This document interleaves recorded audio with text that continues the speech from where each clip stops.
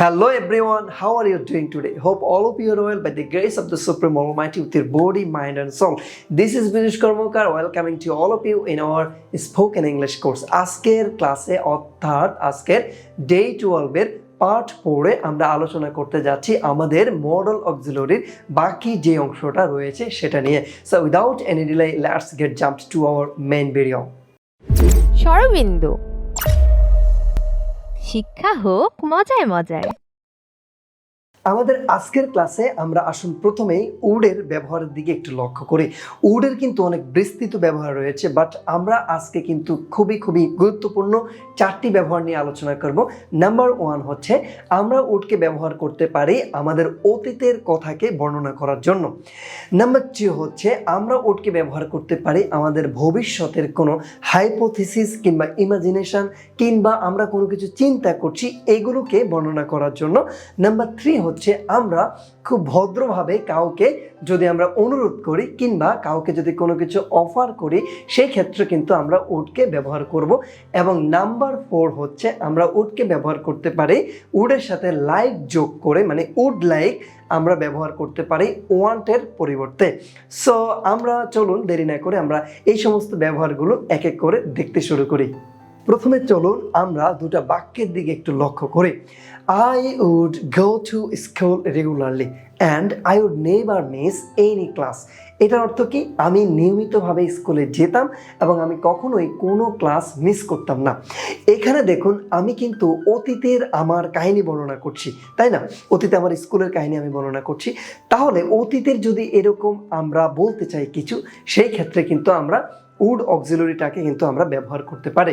তাহলে প্রথম বাক্যটার দিকে লক্ষ্য করুন, I would go to school regularly. আমি নিয়মিতভাবে স্কুলে যেতাম।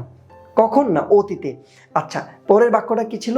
I would never miss any class. আমি কখনোই কোনো ক্লাস মিস করতাম না। তাহলে এই দুটো বাক্যের মধ্যেই কিন্তু আমরা উডকে ব্যবহার করেছি আমাদের অতীতের ঘটনাকে বর্ণনা করার জন্য। আর আমরা সবসময় কিন্তু আমরা মনে রাখবো যে আমরা যখন মডেল অক্সিলারিগুলো ব্যবহার করব তাহলে তার পরবর্তী যে ভার্বটা থাকবে সেটা কিন্তু সবসময় V1 ফর্ম হবে, মানে সবসময় ভার্বের বেসিক ফর্ম কিন্তু হবে। এবার আসুন এরকম আরেকটা উদাহরণের দিকে একটু লক্ষ্য করি। He was my best friend because he would help me in my danger. সে ছিল আমার সবচেয়ে ভালো বন্ধু। কেন? কারণ হচ্ছে he would help me in my danger, সে আমার বিপদে আমাকে সাহায্য করত। তাহলে এখানে আমি কিন্তু কোনো ব্যক্তি সম্পর্কে, আমার বন্ধু সম্পর্কে আমি কিন্তু অতীতের কথাটা বর্ণনা করছি যে অতীতে সে আমার খুব ভালো বন্ধু ছিল, কেননা সে আমার বিপদে আমাকে সাহায্য করত। তাহলে এখানে দেখুন আমরা এই বাক্যটার পরবর্তী অংশতে আমরা কিন্তু উডকে ব্যবহার করেছি কি হিসাবে? দেখুন এখানে অতীতের কথাকে বর্ণনা করার জন্য। He would help me in my danger, আমার বিপদে সে আমাকে সাহায্য করত। আশা করি উডের যে প্রথম ব্যবহার আমি আপনাদেরকে শেখাতে চাচ্ছি যে অতীতের কোনো ঘটনাকে আমরা বর্ণনা করার জন্য উড অক্সিলারিকে আমরা ব্যবহার করতে চাই, সেটা কিন্তু আপনারা সবাই বুঝতে পেরেছেন। এবার আসুন উডের আমরা দ্বিতীয় যে ব্যবহারটা সেটার দিকে আমরা একটু লক্ষ্য করি। উডকে আমরা হাইপোথিসিস বা ইমাজিনেশন আমরা এসব ক্ষেত্রে কিন্তু ব্যবহার করতে পারি। হাইপোথিসিস বা ইমাজিনেশন কি? প্রথমে আসুন এটা একটু আমরা বোঝার জন্য চেষ্টা করি। হাইপোথিসিস মানে হচ্ছে কোনো কিছু আপনি অনুমান করছেন, বা ইমাজিনেশন মানে কি? আপনি কোনো কিছু কল্পনা করছেন, অথবা আমরা কোনো কিছু চিন্তা করছি, ধারণা করছি, এরকম হইতে পারে। সেই ক্ষেত্রে কিন্তু আমরা উডকে ব্যবহার করব। আসুন উদাহরণের দিকে লক্ষ্য করি, তাহলে ভালোভাবে আমরা বুঝতে পারবো। যেমন ধরুন আপনার বন্ধু আপনাকে বলল যে এই ধরনের গাড়িটার দাম কেমন হতে পারে, তখন আপনি বললেন যে it would be very costly.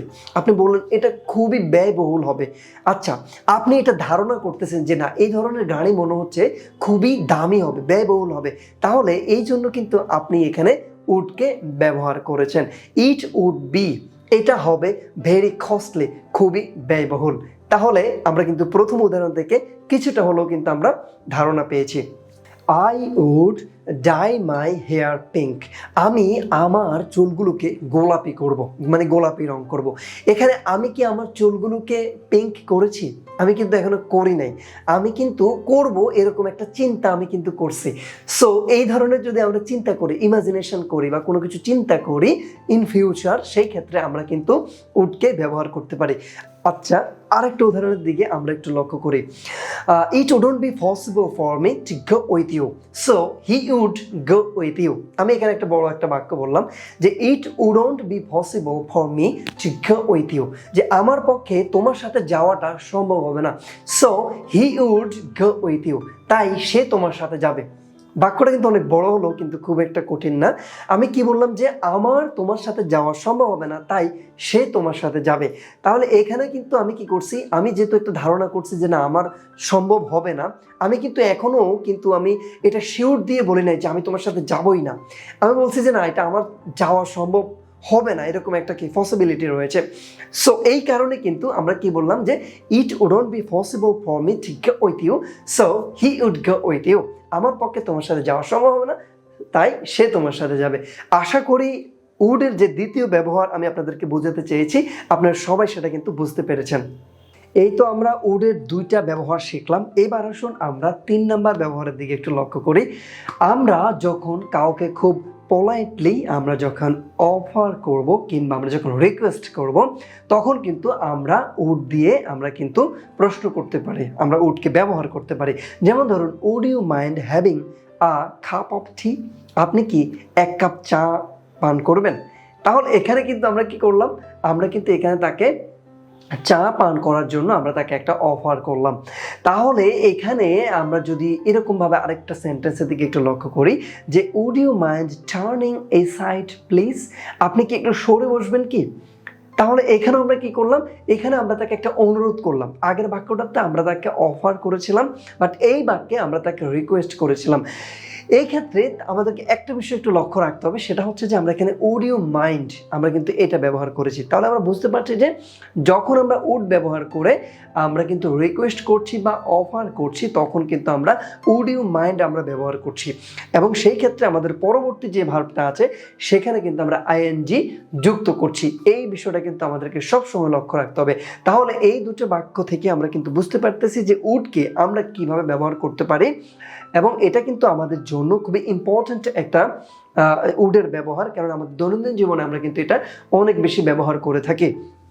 এটা ছাড়াও আমরা যেখানে যেখানে ক্যান এবং খুড দিয়ে আমরা প্রশ্ন করেছিলাম, যেটা আমরা আমাদের বিগত কোনো একটা ক্লাসে আমরা শিখেছিলাম যে যখন মডেল অক্সিলারি ক্যান এবং খুডের আমরা ব্যবহার শিখেছি, সেখানে আমরা বলেছিলাম ক্যান এবং খুড দিয়ে আমরা কিন্তু কোয়েশ্চেন মেক করতে পারি, এবং সেই ধরনের কোয়েশ্চেনগুলোতে আমরা কিন্তু উডকেও ব্যবহার করতে পারি। যেমন can you help me please, তুমি কি আমাকে সাহায্য করবে? অথবা could you help me please, আপনি কি আমাকে সাহায্য করবেন? এখানে আমরা কিন্তু এই কোয়েশ্চেনটাকে আমরা উড দিয়েও করতে পারি। আমরা বলতে পারি would you help me please, আপনি কি আমাকে সাহায্য করবেন দয়া করে? তাহলে এখানে উডটা যদি আমরা ব্যবহার করি, সেটা কিন্তু আরও অনেক বেশি স্ট্যান্ডার্ড হয় এবং এটা কিন্তু মোর পোলাইটনেসকে নির্দেশ করে। তাহলে আশা করি আমরা উডের তৃতীয় ব্যবহারটা কিন্তু সবাই খুব সুন্দরভাবে বুঝতে পেরেছি। এইবার আসুন আমরা আমাদের উডের চতুর্থ ব্যবহারটা শিখি। সেটা হচ্ছে কি, আমরা ওয়ান্টের পরিবর্তে কিন্তু আমরা উড লাইক ব্যবহার করতে পারি। যেমন ধরুন, আমরা বলি যখন যে in the future I would like to be a doctor, যেটা আমরা আমাদের একদম প্রথম ক্লাসে যখন আমরা সেলফ ইন্ট্রোডাকশন শিখেছিলাম, সেখানে আমরা বলেছিলাম আমাদের এইম ইন লাইফ বা আমাদের ফিউচার গোল নিয়ে আমরা বলতে গেলে কিন্তু আমরা বলি in the future I would like to be a doctor, এরকম কিছু একটা। হ্যাঁ, তাহলে এখানে কিন্তু আমরা এভাবে বলতে পারতাম যে in the future I want two be a doctor. তাহলে এখানে আমরা ওয়ান্ট না বলে আমরা যদি উড লাইক বলি, সেটা কিন্তু মোর স্ট্যান্ডার্ড। তাহলে এইভাবে আমরা যদি আরেকটা উদাহরণের দিকে একটু লক্ষ্য করি যে I want to thank all of you, আমি আপনাদের সবাইকে ধন্যবাদ দিতে চাই। এখানে এটার থেকেও স্ট্যান্ডার্ড হচ্ছে কি, যদি আমরা বলি I would like to thank all of you, আমি আপনাদের সবাইকে ধন্যবাদ জ্ঞাপন করতে চাচ্ছি। তাহলে এখানে ওয়ান্টের পরিবর্তে আমরা কিন্তু উড লাইক ব্যবহার করছি, এবং সেটা কিন্তু আরও বেশি স্ট্যান্ডার্ড ওয়েতে আমাদেরকে কিন্তু বাক্য তৈরি করতে সাহায্য করছে।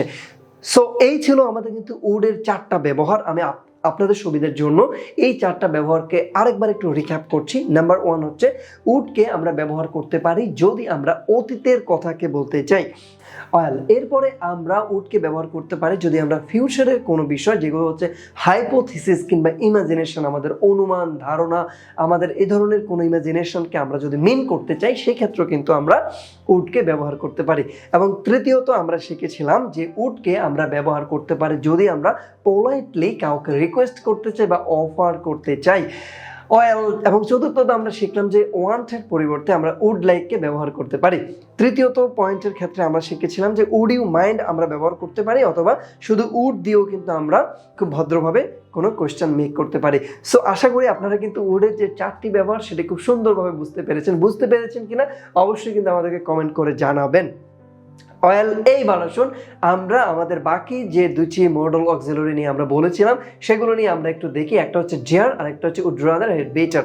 উড রাদার এবং হেড বেটার এই দুটো কিন্তু অনেকটা সিমিলার, এই জন্য এই দুটোকে আমি একটা হিসেবে কাউন্ট করছি এবং সেখানে কি পার্থক্য রয়েছে সেটাও কিন্তু আমি আলোচনা করব। তবে এবার আসুন আমরা ডিয়ার অক্সিলারিটার দিকে একটু লক্ষ্য করি। ডিয়ার মানে কি, এটা আমরা যদি সাহস অর্থে আমরা কিন্তু এটা ব্যবহার করে থাকি। যেমন আমি যদি বলি আই ডিয়ার টু গো দেয়ার, আমি সেখানে যাওয়ার সাহস রাখি, মানে সেখানে যাওয়ার আমার সাহস আছে। ঠিক আছে, তাহলে এখানে বাক্যটাতে আমি ডিয়ার অক্সিলারি ব্যবহার করেছি কি না সাহস অর্থে। যেমন ধরুন আমরা বলি যে হাউ ডিয়ার ইউ আর, তোমার কত বড় সাহস, তাহলে এখানে ডিয়ারটা কিন্তু সাহস অর্থে আমরা ব্যবহার করেছি।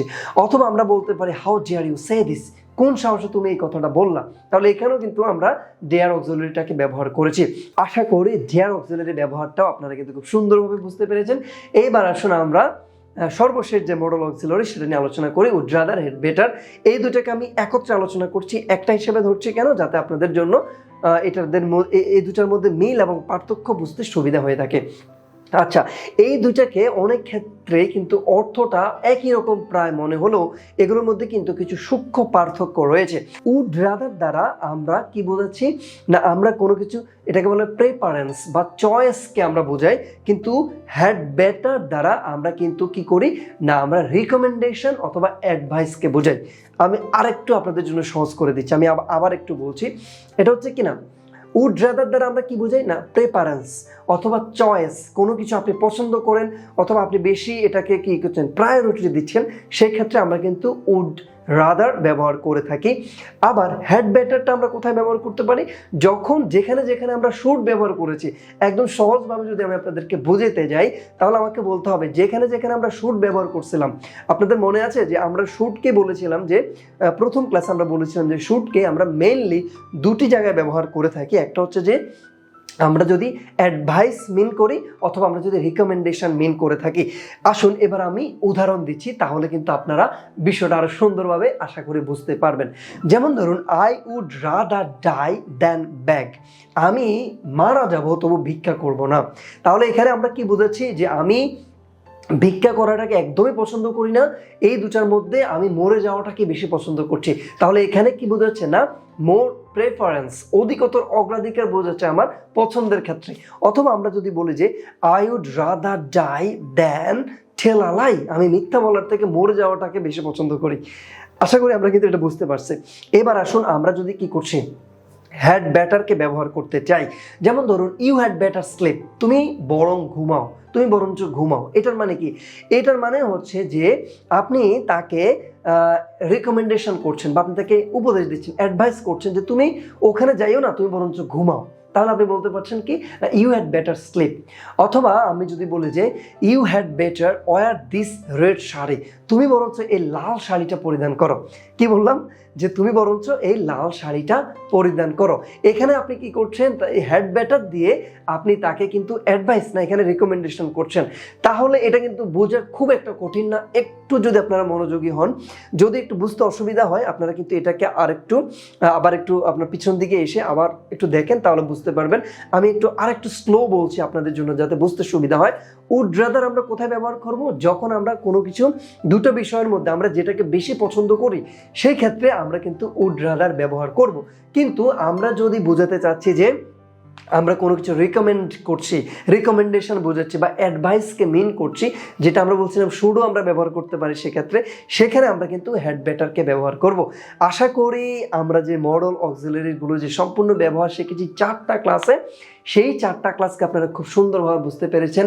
আপনারা ইতিমধ্যে দেখতে পাচ্ছেন যে কত কষ্ট করে এই ভিডিওগুলো তৈরি করতে হচ্ছে, ধরে ধরে সবগুলো আপনাদেরকে বোঝানোর জন্য চেষ্টা করছি এবং আশা করি আপনারা বুঝতে পারছেন বিষয়গুলো। যদি সত্যিকার অর্থে আপনারা একটু উপকৃত হয়ে থাকেন তাহলে সবার মাঝে ভিডিওগুলো শেয়ার করার জন্য আপনাদের প্রতি বিশেষভাবে অনুরোধ রইল এবং পরবর্তী ভিডিও দেখার জন্য সবাইকে আমন্ত্রণ জানিয়ে আজকের মতো বিদায় নিচ্ছি। সবাই ভালো থাকুন, সুস্থ থাকুন, দেখা হচ্ছে আপনাদের সাথে আমাদের নেক্সট ভিডিওতে। Till then take care of yourself, bye bye. আরে ভাই দেখি, শোনেন ভিডিও সাইডে কই যাইতেছেন? ওই যে ভিডিওর নিচে একটা লাল বাটন আছে না, কি যেন নাম ওইটা, সাবস্ক্রাইব না কি যেন বলে, সাবস্ক্রাইব। হ্যাঁ ওইটাতে ক্লিক করে দেন। আর এই যে পাশে ঘন্টাটা আছে না, ওইটাতে গুত্তা মাইরা একটু বাজাই দেন। আরে বাপুরে, সাবস্ক্রাইব তো করাই যায়। ভাগিনারা আমার কত কষ্ট করতেছে। আর ভাগিনা গো বিয়ার লাগিয়া অহন কিন্তু কনে দেখতেছি। আরে বুইরা টাকলা, তোরে না আমি বাজারে পাঠাইলাম, তুই এখনো যাইস নাই? এইখানে কি করতাছস? ওরে বাপুরে, তোরা কেউ বিয়া করিস না রে বাপু।